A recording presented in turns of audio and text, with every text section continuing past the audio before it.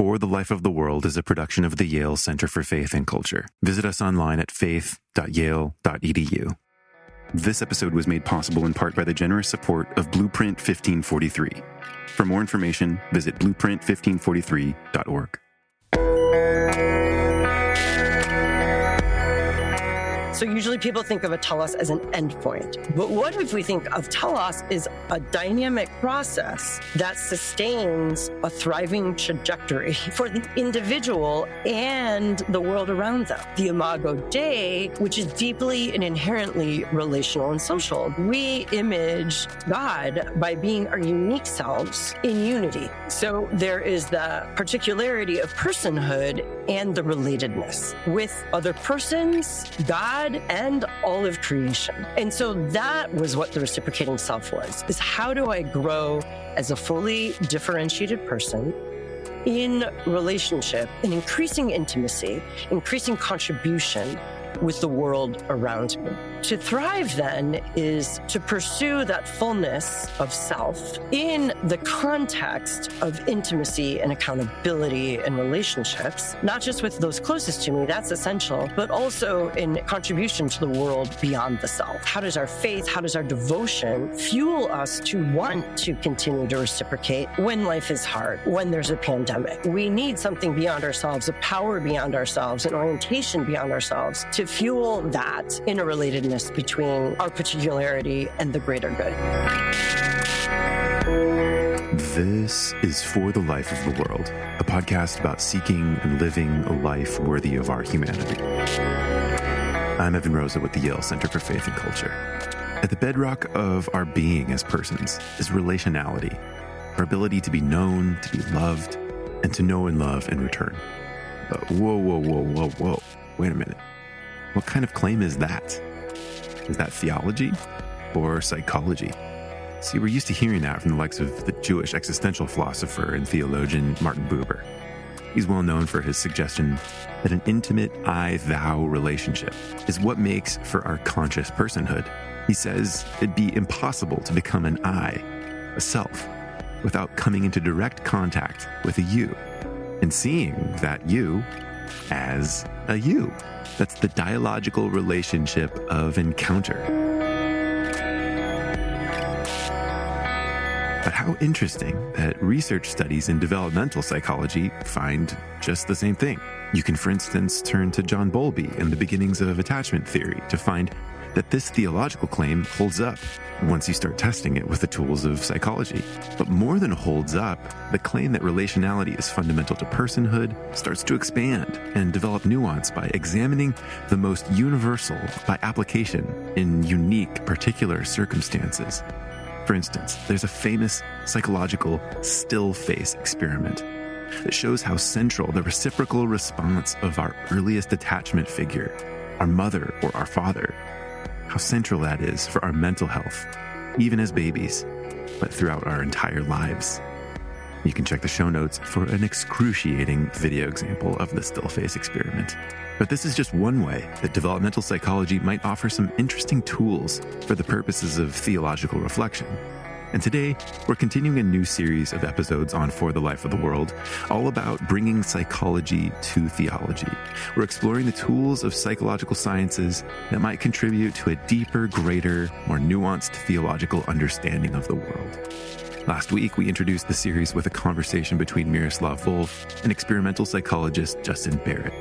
Justin evokes the image of erecting a giant cathedral of theology, and how the task must be done with a variety of tools and subcontracted skills.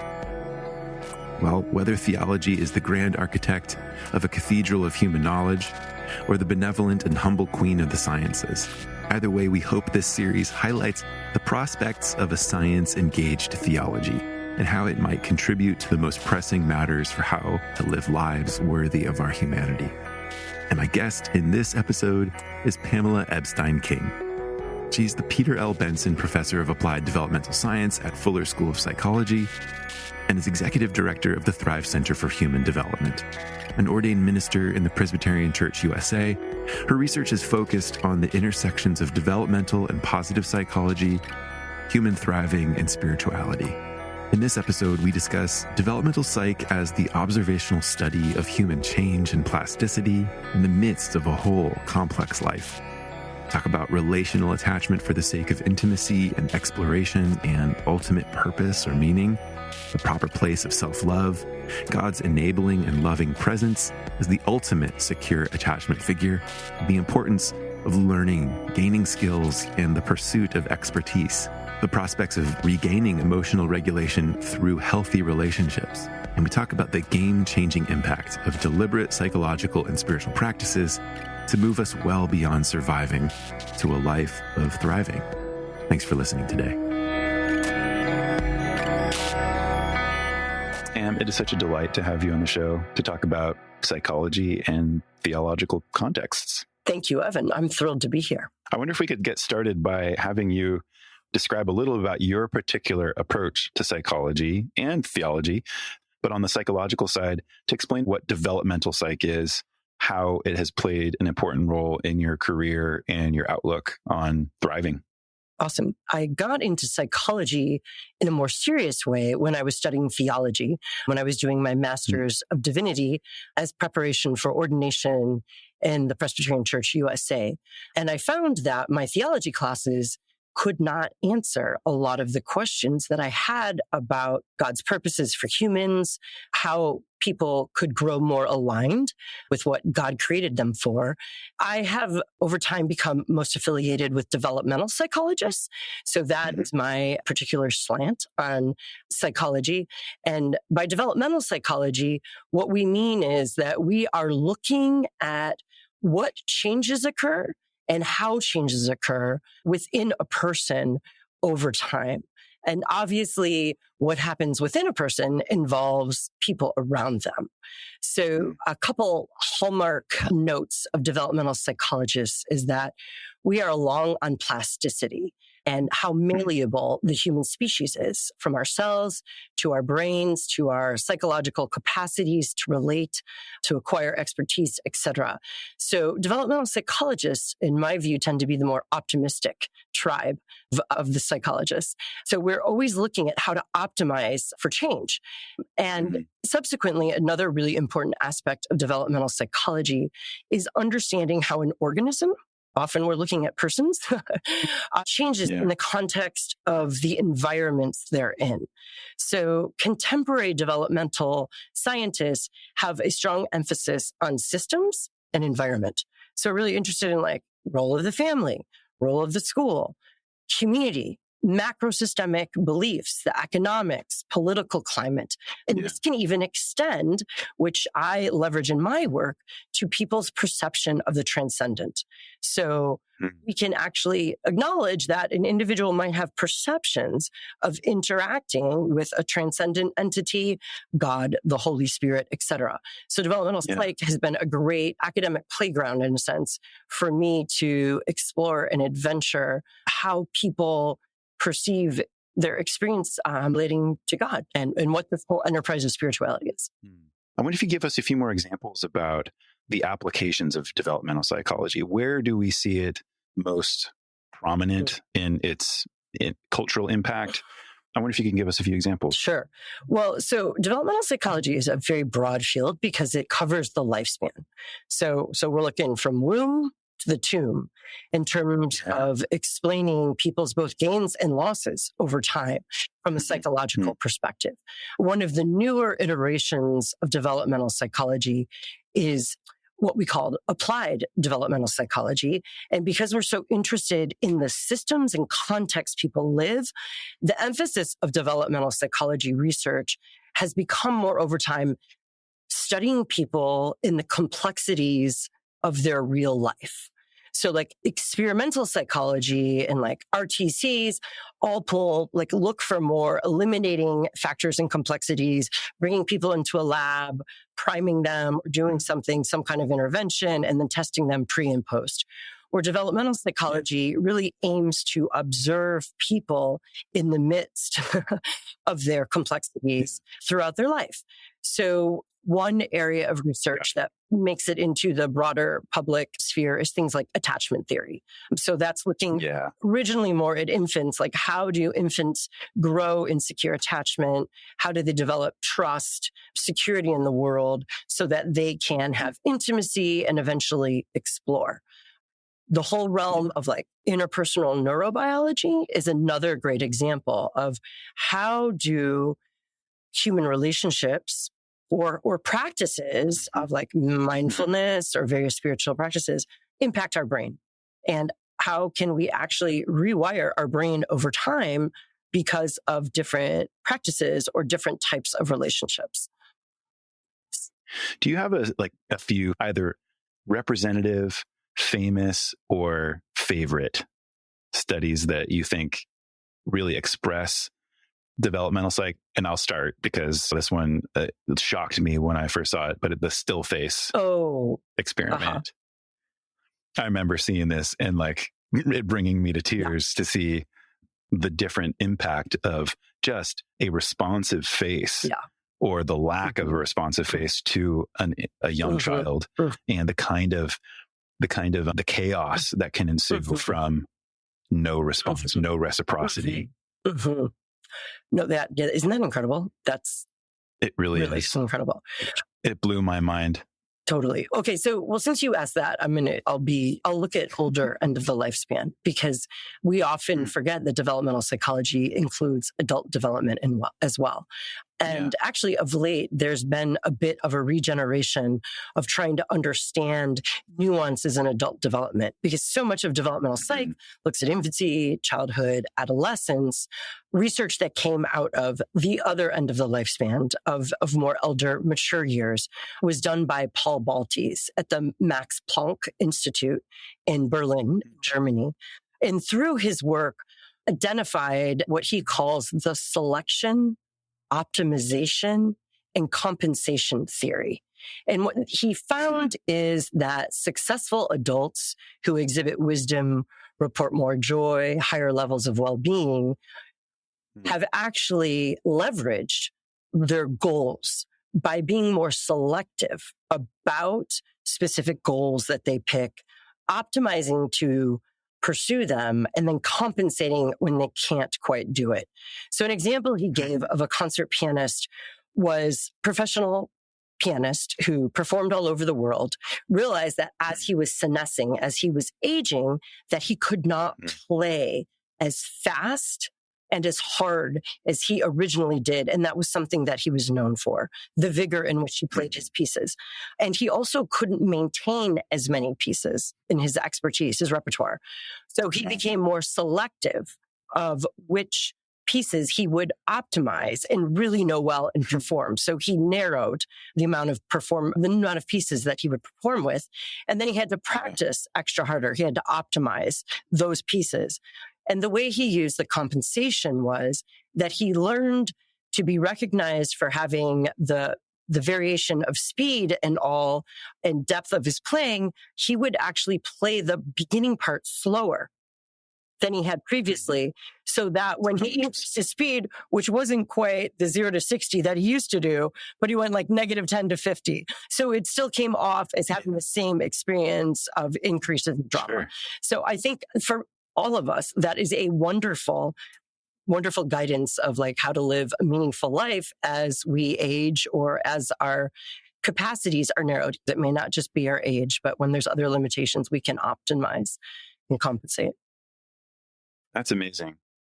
Now, we're going to get to thriving and purpose in a moment, but I did want to define a few terms that I think operate out of this developmental psych perspective that you've got. And so I wonder if we could briefly just identify, you talk about the importance, for instance, of systems and environments.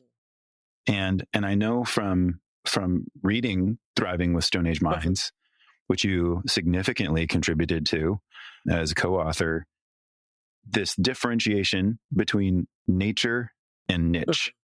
And when you were talking about systems and environment, it really reminded me of your understanding of niche. And so I feel like this is a particularly important distinction because of the gap that you identify in that book Mm-hmm. between nature and niche. Could you introduce that as to a neophyte? How should we understand nature, niche, and the gap between them? Absolutely. So as humans, we have this propensity to grow and develop.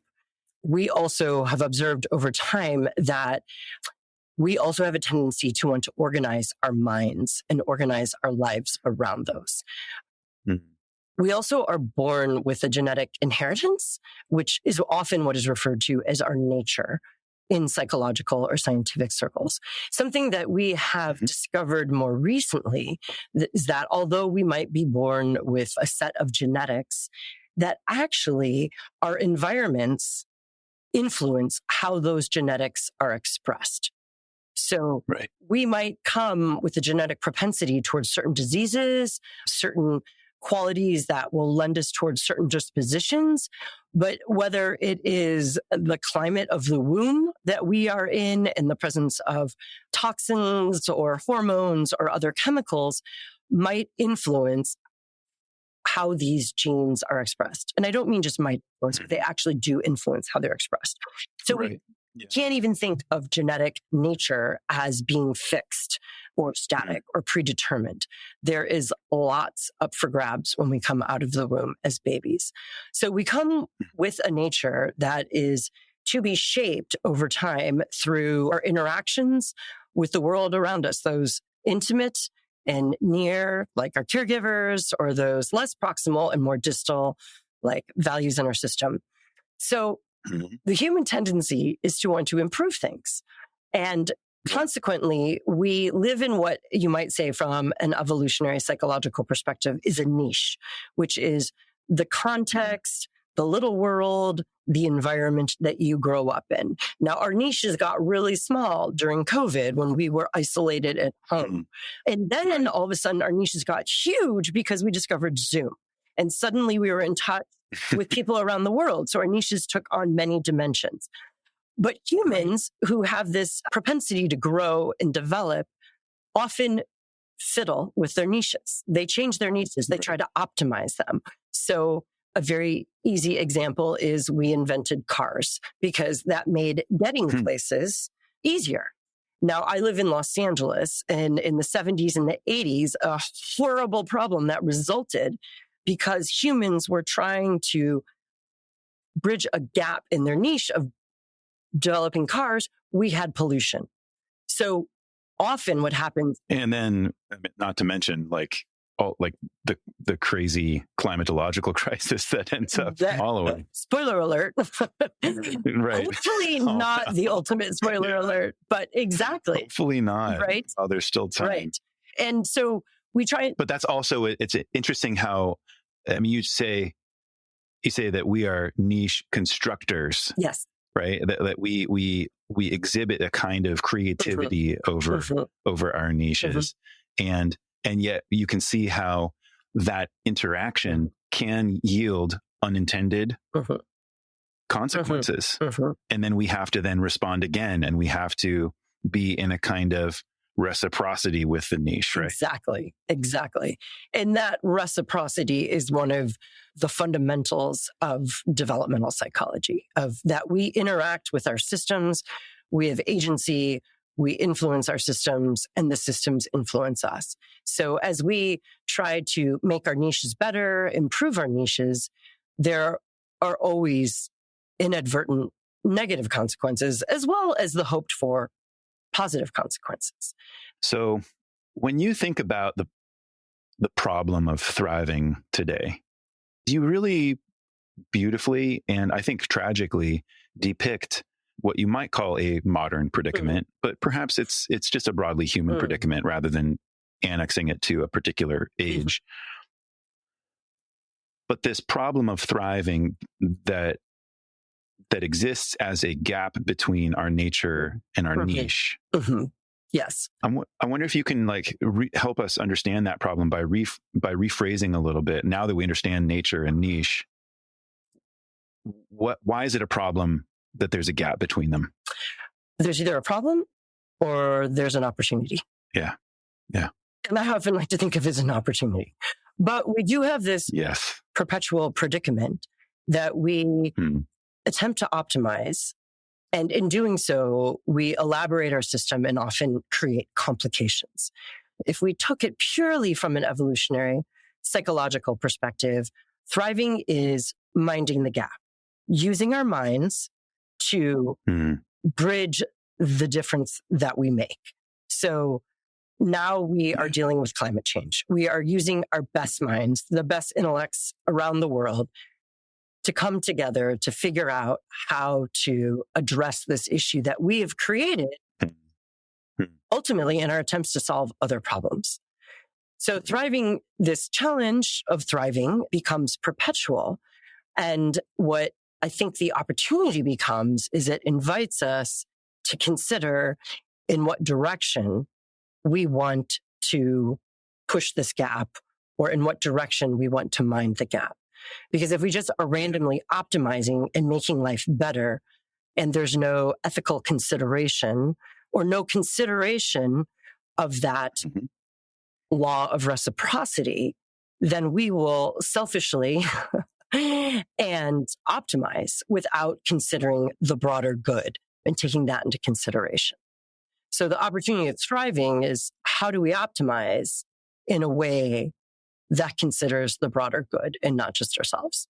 That's so insightful, and I think is depictive of what I think is one of the best versions of psychology and theology merging, which is paying close attention and thinking scientifically about our nature, about our niche, which is to say, understanding who we are and where we come from, or where we exist, or something like that, how we exist, and with a good operational understanding of those things, move forward. You take that opportunity to address this predicament.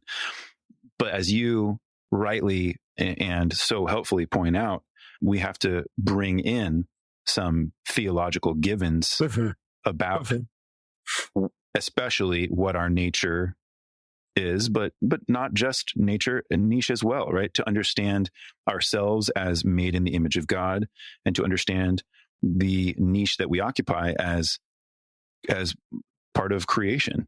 I wonder if you could, with that in hand, I mean, you define thriving. I think this is your definition. Human thriving is becoming what God has created us to become, to live into our purposes.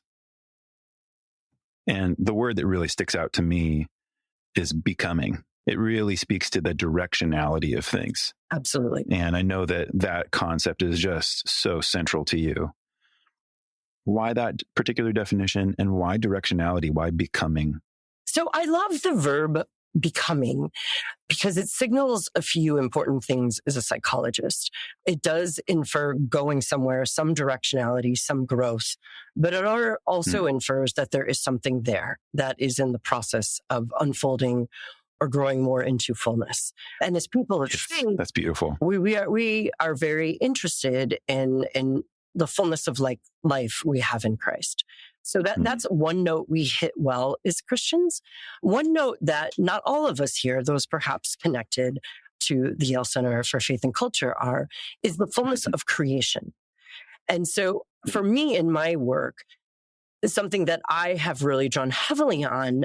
As I mentioned, I was started as a theology student, and I actually gathered a pretty clear conviction and understanding of where the human project was headed in terms of consummation, the fullness of creation, redemption, and becoming unified in Christ. And this vision of not just individual redemption, but the fulfillment of the goodness of all creation, and the role of humankind being united in Christ and the Spirit's work in that. And so theology served a very helpful lens for the ends of human life. But then psychology is what I turn to understand how to think about how do humans develop in a way towards God's purposes, both individual human telos. How do I become who God created me to be, to most fully participate in God's ongoing work or activities in this world. So the becoming triggers the idea of selfhood and a bit to nature of who has God made Evan to be, who has made Pam to be, and how can I become my fullest self for God's ends and glory.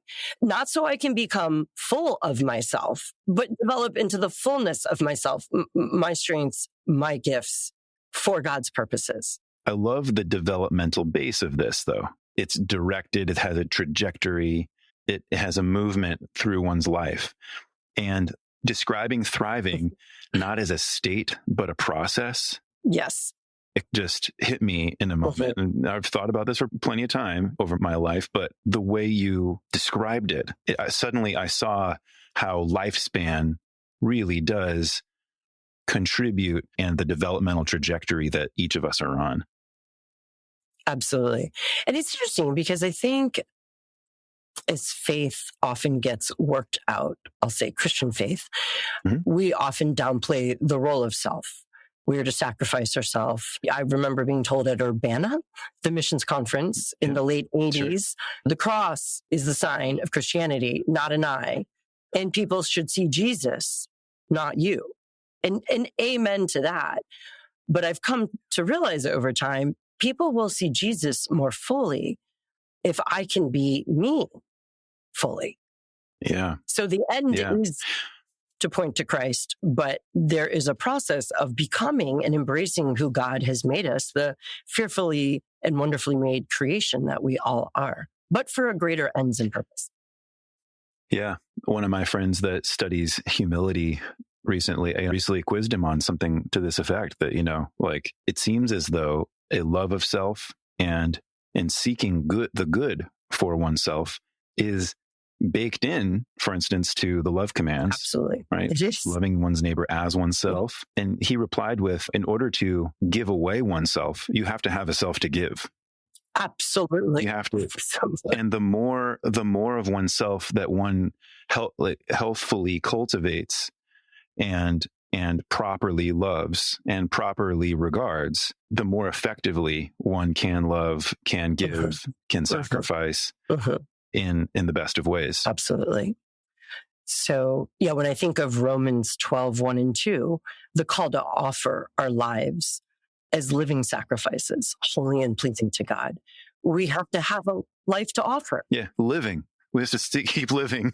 Exactly. Yeah. Absolutely. And that is where psychology is, again, so helpful. Yeah. That we know from a psychological perspective, we need to love and accept ourselves in order to more fully love others. And again, there's reciprocity because from day one or pre-day one, before you're born, being loved and cared for by caregivers, by the womb, by their mother, enables you, provides capacity for you to eventually love others. And again, plasticity of developmental scientists, if your mother's depressed or injured or not able to love as fully, and we're all broken, so we don't, there's opportunities to gain that love throughout one's life. But I think ultimately the call of thriving and perhaps the call of the Christian life is to lean into love, God's love, others' love, in order to thrive and in order to live out love as oneself. So we are really called to be God's loving presence in this world as ourselves.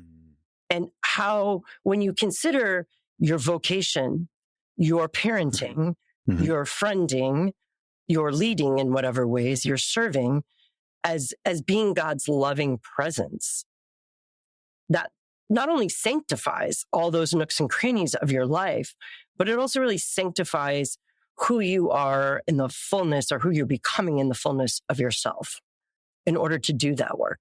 I think we're in a good position to move into a little bit more about what the self is, or those unique aspects of the human self, an understanding of which might and most likely will deeply help us in the process of seeking flourishing and seeking, and in your words, thriving, in the words of this podcast, a life that is worthy of our humanity. And you use these three simple and yet profound, especially when taken together, words to describe some of these core faculties or core characteristics or attributes of the human self. And that's, you say that we relate, we learn, we regulate. But there's some bigger words behind that too. So for the sake of the listener here, that refers to sociality. That's what it means to relate. There's expertise acquisition. That's to learn. And then there's self-control. That's the regulate component. I know these words matter so deeply to you in your work. Help us understand where they fit into this conversation. That's very helpful setup. So when we think about thriving, and I'll just distinguish. So I use thriving when I'm talking about the psychological process of becoming that full best self with and for others, and within for a higher purpose or God's purposes. And then I tend to think of flourishing as a word used more in the domain of like theology or philosophy, and really has a social commentary or a broader ecological commentary. That's really helpful. I have never heard someone try to really pin those down. I really like that. And perhaps helpful for listeners that within the field of psychology, the word flourishing is also used. It has tended to be used in personality psychology and positive psychology, and has really referenced like adult studies and adult populations. But the way flourishing is construed is it's really around self-fulfillment. There's eudaimotic tendencies. It's not just hedonistic about a meaningful life, but it's really meaningful on your own terms.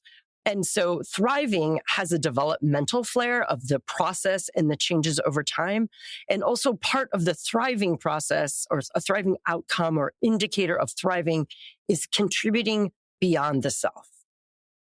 So it's that reciprocity. So flourishing does not require or emphasize the reciprocity. It really emphasizes more self-fulfillment, life satisfaction, where thriving has more of that give and take with the common good or the greater good, just as clarification. That's a really helpful distinction. That really is. And you brought up reciprocating, right? Yeah. So I think it would be good to I mean, that's right here, right? It's in all of it. Yes. Really, like it's because it's relating. That's inherently reciprocal. Learning is inherently reciprocal, and regulation is usually self-control as a response to some stimulus. Absolutely. To more fully answer that question, it would be helpful for me, I was going to say to back up, but actually back up to the future, because I'd love to talk about telos for a second. I see where you're going. So much about thriving is about where we're going and direction. So understanding our telos, or our goal, or our purpose, is so important. And as a developmental psychologist, when I was teaching early, just out of grad school, and I was tasked with teaching human development, I was like, okay, there's zillions of theories. How do I select which to cover in 10 weeks? And I'm thinking, now, what is aligned with my theology? Like, if I were to understand what is God's goal or purpose for humans, what should I teach? How does psychology help me understand to get to my best understanding of the purposes for which God created us? So, as I shared, I have this vision of consummation, of the fullness of all of creation. And so how do individuals participate in that? So in that time of my life, I was deeply engrossed in doctrines of the imago Dei, which Miroslav was exploiting in terms of social interpretations of the imago. And that's really where I cut my teeth and came of age theologically. And so I grafted that into my psychological work and proposed this idea that there should be a telos of a reciprocating self, that we are not on this planet to become best individuals.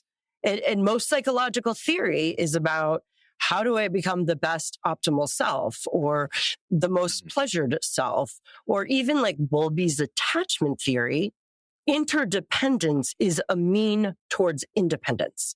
So autonomy is his telos and interdependence is the way that you get there. Wow. So I started reading psychology from like a teleological lens. Like, okay, what's the explicit telos or the implicit telos here? And in a little like lesson on psychology, psychology of modernity was very heavily laden with stage theories. We move through stages of identity development, moral development, Fowler's faith development.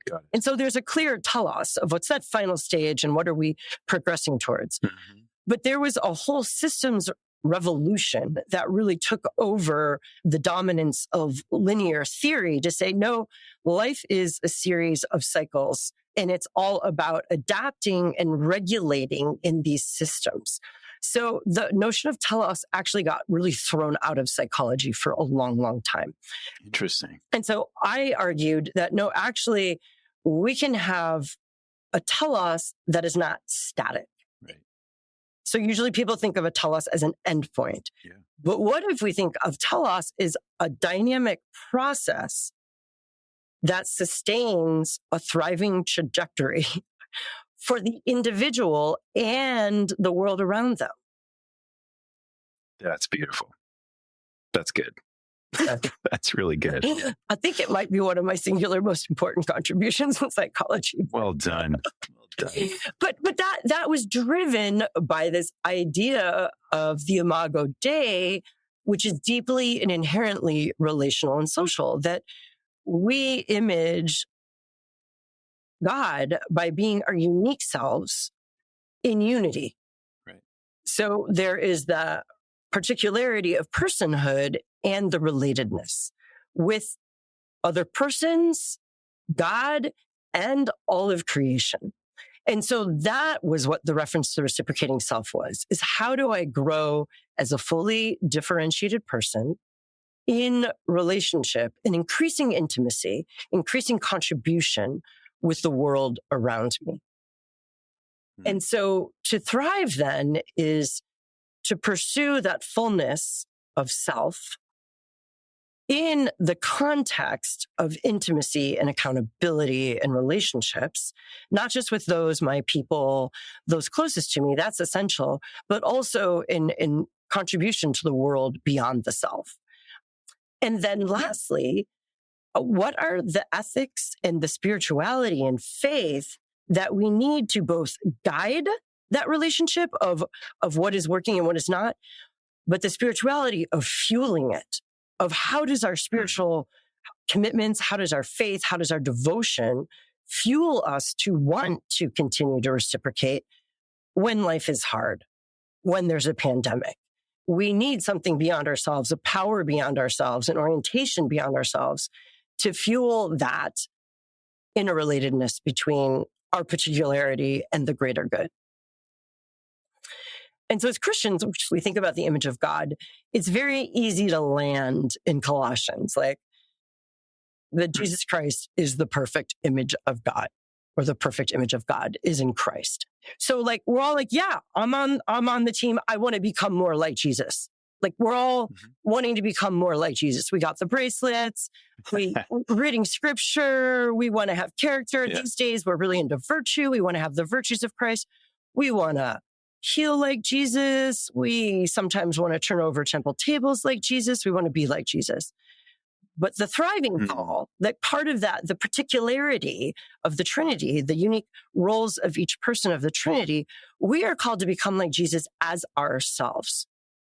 So although we talk about conformity to the image of God in Christ, that's not the same thing as uniformity. Right. Yeah. So going back to what I was saying earlier, you're called to become an image Christ like Evan. And I am called to do that as Pam. And as a parent of three, I'll tell you, it was quickly apparent that those three are really different persons. And my job as parent to help them thrive is to become their unique selves. we've been talking a lot about telos, so it would be good to just make a connection here to purpose, right? That's another way of thinking about telos. But I'll just point out that when it comes to the individual, you say you're more drawn to the becoming than the doing, right? And perhaps that's one really helpful corrective for a culture that it still seems to be caught up in the behavioral element. Not to say that it doesn't matter, but that it should be nested in priority. And that when it comes to identifying what's worth wanting, when it comes to identify the mechanisms by which we truly do grow and thrive and flourish, it would serve us to focus a little less on the doing, and which pulls us into lots of debates about morality and politics and what to do, but may steer us wrong because we're just not focused on becoming. Right. I wonder if you could just help us connect to help. I wonder if you could help us connect telos to purpose in this kind of like the broad spectrum. What I'm thinking of is you go from species to family to community to individual. Yeah. So the question of telos and purpose, what's the difference? What's the same? How are they used? One of the translations for telos is purpose. And purpose is a very robust and growing literature within psychology that I am enamored with and highly commend. There's so much to be learned from it. If we understand telos as becoming our most full self in relationship, as we become like Christ or growing in that ethical spiritual dimension. So there's those three: self, relational, and I call it aspirational. I would say that our purpose is located at the intersection of those three. So I find my purpose based on my greatest strengths, my best passions, where I'm meeting the world's greatest needs, as I'm relating as a intimate family member, spouse, friend, and as I'm growing aspirationally in my faith, my ideals, my values. Those all guide purpose. One of the things from the purpose literature that I really appreciate is Bill Damon at Stanford really has pioneered the most recent iteration of purpose literature in the last 2 decades. And he identifies purpose as an enduring goal. So it may not be the one goal, but it's an enduring, actionable goal. It's actually something you can do something about. That is meaningful to the self. So it's not what your parents told you to do. It's not what your spouse or your church wants you to do. And that contributes beyond the self. That is how he operationalizes purpose. So then our job as humans is to discern and understand, in a sense, how do we live that purpose out in different seasons? So many of us went into March 2020 thinking, oh, this is my job or my vocation or my call or my purpose. And then all of a sudden, we couldn't pursue it like we had. But I watched those who had a relatively clear sense of purpose were much more suited to adapt and figure out new ways to realize that or pursue that. And that adapting is absolutely crucial to thriving. So we're adapting towards our purpose. And then the essential ways to know how to adapt, whether we're minding the gap in that language or we're pursuing purpose, is to draw on those features of the human species: expertise acquisition or learning, of being social or relating, or of our using intentionally our regulatory capacities. So those three things really enable us. We can be purposeful about pursuing purpose by learning and pursuing expertise that enables us to pursue that greater purpose. So whether it's learning how to be a podcaster, learning to write, learning how to fix a car, learning thermodynamics, we can gain skills. And that's a very important part of being human, is gaining skills. You know, when I hear you talk about that adaptivity, that ability to respond to one's environment in the face of challenges and struggles, It sounds a lot like those are people for whom their connection to their purpose and their connection to their inherent capacities and their connection to who they are. It really helps them find or make meaning. Absolutely. And staying close to that meaning, right? That's where there's another distinction to be made, that purpose is different than meaning, in the sense that, and at least in this possible sense, perhaps in others, that sometimes our purpose can be hidden from us and we need to work our way back to it. But for those individuals who are deeply connected to their purpose, meaning, which can be fleeting, which can seem to up and evaporate like a mist in the air, vanity and chasing after the wind, if they're still tied back into their purpose, then they're going to be more, this is what I'm hearing you say, that they're more adaptive to living a life where they're regularly connected to meaning. I think that's really well said. I appreciated what you said about how meaning can evaporate and change. And meaning, like in the psychological literature, means so many different things. So it gets really complicated. Yeah. But I really hold on to purpose being this actionable, enduring goal that's meaningful to the self and meaningful to the world. And then I begin to think about meaning as an ongoing project. So meaning making is dynamic. It kind of never ends. I somewhat tether my meaning making project to the telos. So I'm tethered to the future. So I'm always somewhat wanting to hold accountable my vision of what's meaningful, what orients my life today in the present, to an outcome that is headed towards that fulfillment of all of creation. So it's important to consider, like, if my thriving puts other parts of creation, other persons at risk for thriving, we need to reconsider that. So what's meaningful to us in the moment is putting others at risk. That is something that we need to reconsider. So the meaning-making project is wonderful and a little complex, and it's also adaptive. And one of the ways that I think we can make meaning is by pursuing these three features: that continual process of learning about what matters to me, what brings me joy, what am I good at, and learning about what the world needs. What does my community need? What does my family need? What does my workplace need?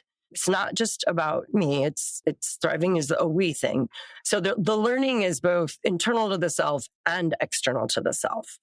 And it's as you said earlier in the conversation, it's probably the most evocative of change. Maybe you have a different perspective on this. I would love to know.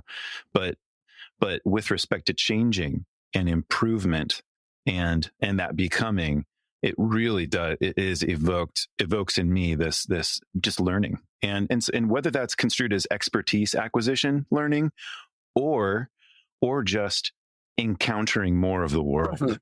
Kind of learning.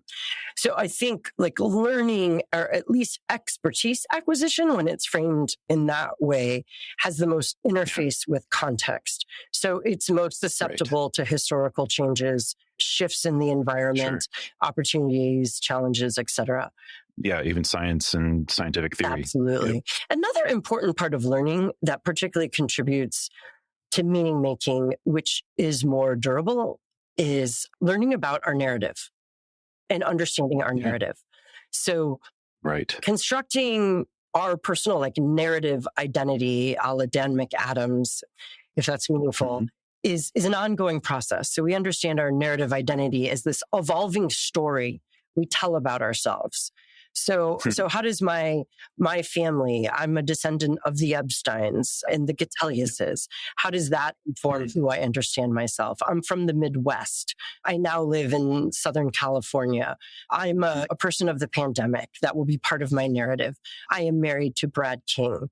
There are different elements that we always need to learn about. And I think one of the most remarkable and challenging things of this age is our narratives are being challenged regarding our people, our white supremacy, the injustices that have been going on, we're learning about a lot.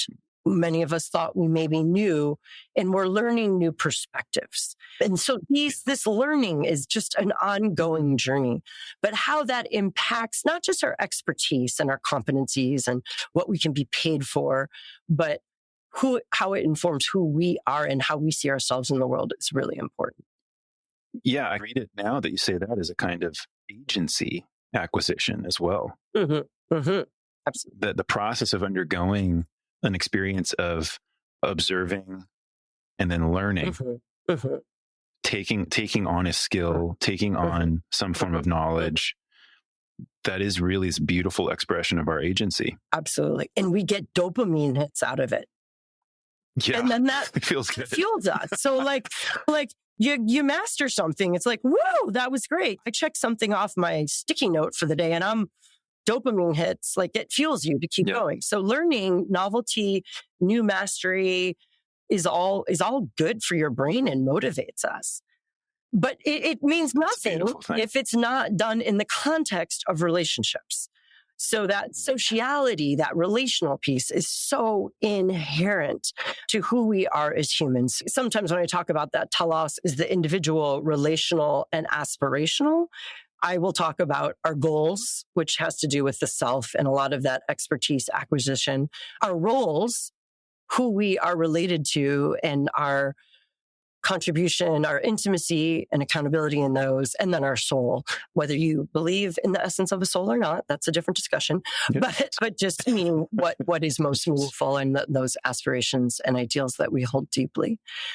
So relationships are absolutely important. And it is really amazing to see that more and more science is revealing how generosity, how intimacy, how compassion are really important for our species. Survival of the fittest is not really just tending to oneself. Yeah.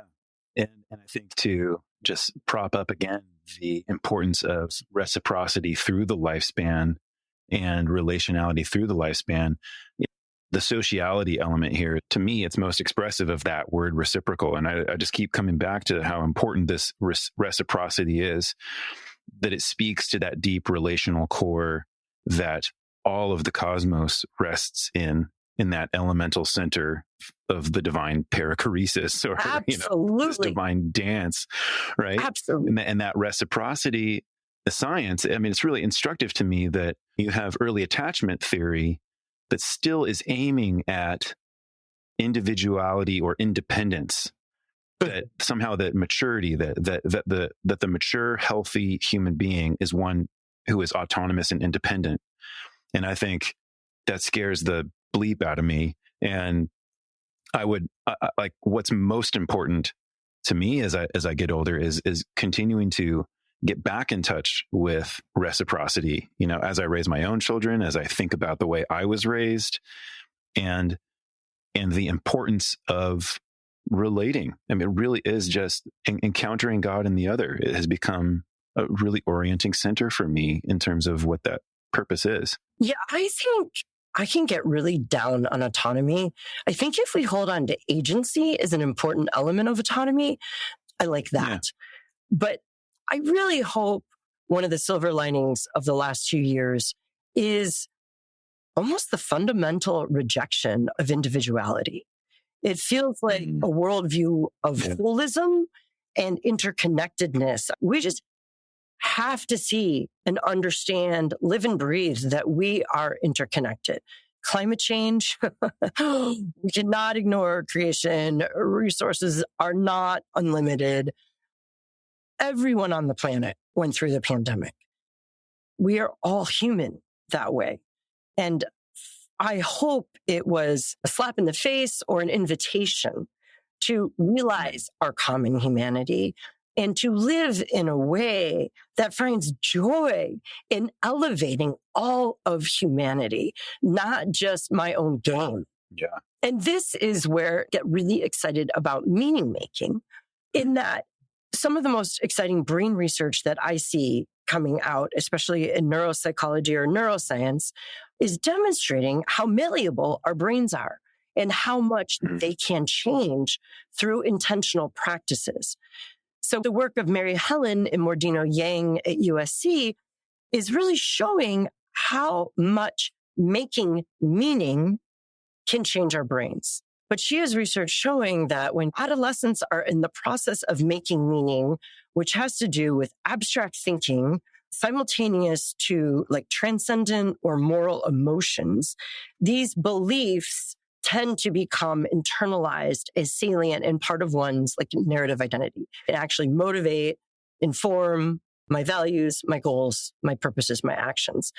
But when that is done, that repurposes our default mode network, which was so responsible for our fight and flight instincts. Yeah. And so I really think we're entering an era when if humans can become more intentional and habitual about meaning and mattering and habitizing that, we are going to like control our amygdalas more and be less, motivated by fear and motivated towards meaning, purpose, and telos.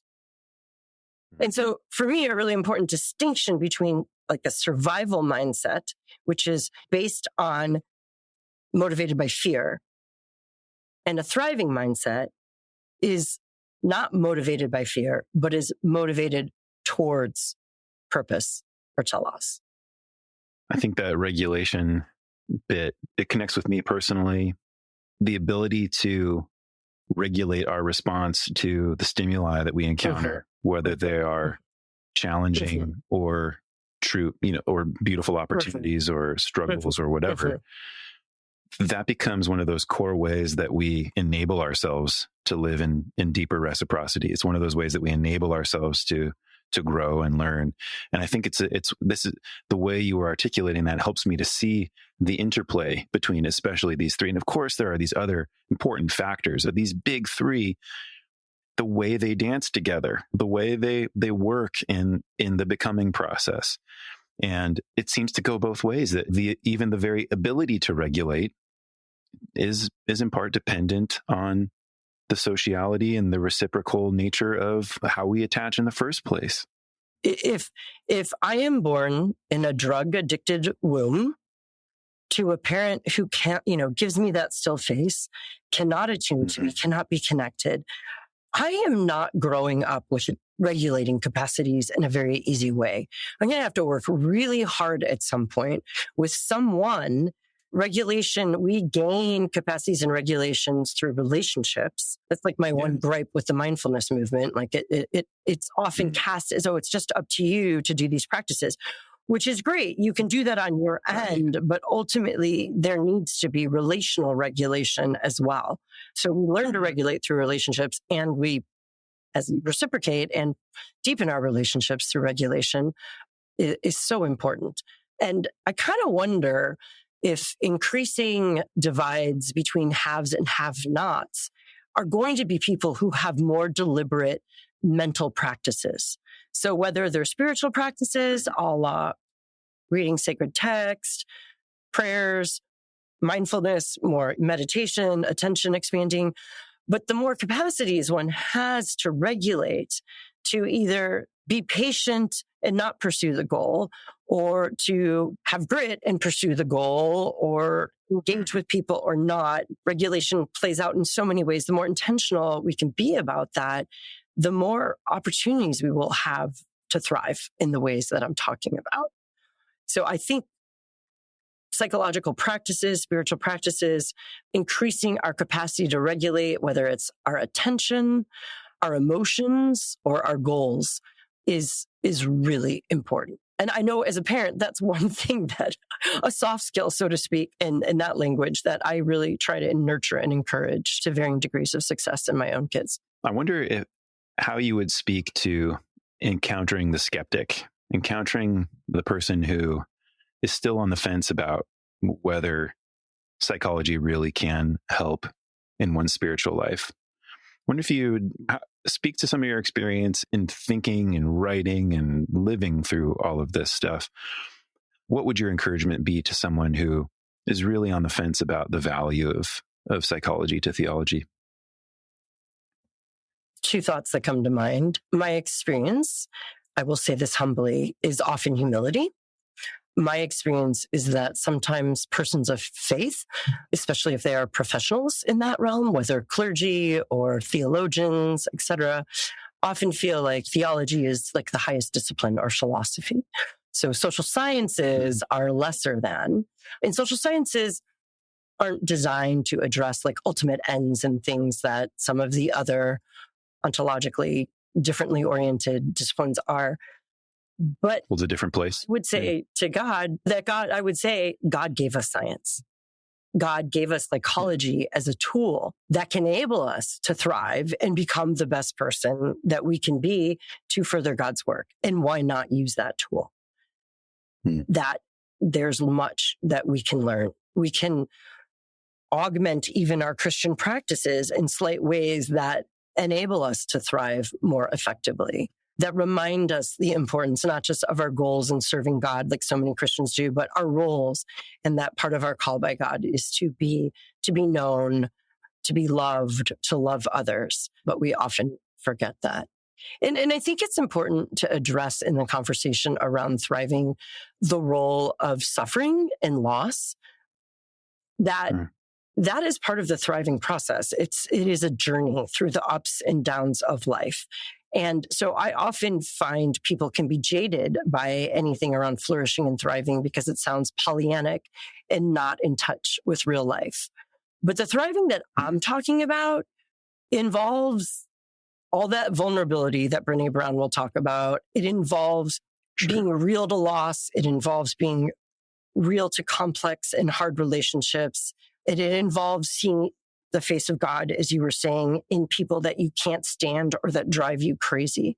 I really think there's a notion of like, dare to thrive, be real, and continue to become who God's creating you to be. When I speak with Christians who, anything that smells of self-help or self-orientation, people can look pretty hostily at within the church or theological circles. And so one thing that way I have attempted to communicate is like, I feel like the gospel narrative, God's call on our life, is one giant invitation to thrive, that we acknowledge the goodness of creation. Our theologies are expanding to realize that we pursue God, we become who God wants us to be in the everydayness of creation. We are fallen. We are broken. God has redeemed us and offered us new life. Grace in our recollection, our remembering the grace that we have is one big giant hug. It is like an experience of love that we can unfold into. I mean, like God is the ultimate secure base in terms of an attachment perspective that we can be and become and explore and try and fail and come back and grow again. But the gospel is not just creation, fall, redemption, resurrection, and new life and hope and power and all that, but it is also consummation. And as Christians, especially in my neck of the woods, we often, like Presbyterians, we hardly get to Pentecost, but we end the narrative at resurrection. But consummation is a call. And I think God's desire is to be with us and for us to thrive so that we can be about his ongoing work and participate with God's Spirit in the world. And thank you so much for your time, for the work that you've been doing over a career. And I just look forward to more on reciprocity and becoming the people that God made us to be. Thanks, Evan. What a joy and delight to share with you. And thanks for your great questions.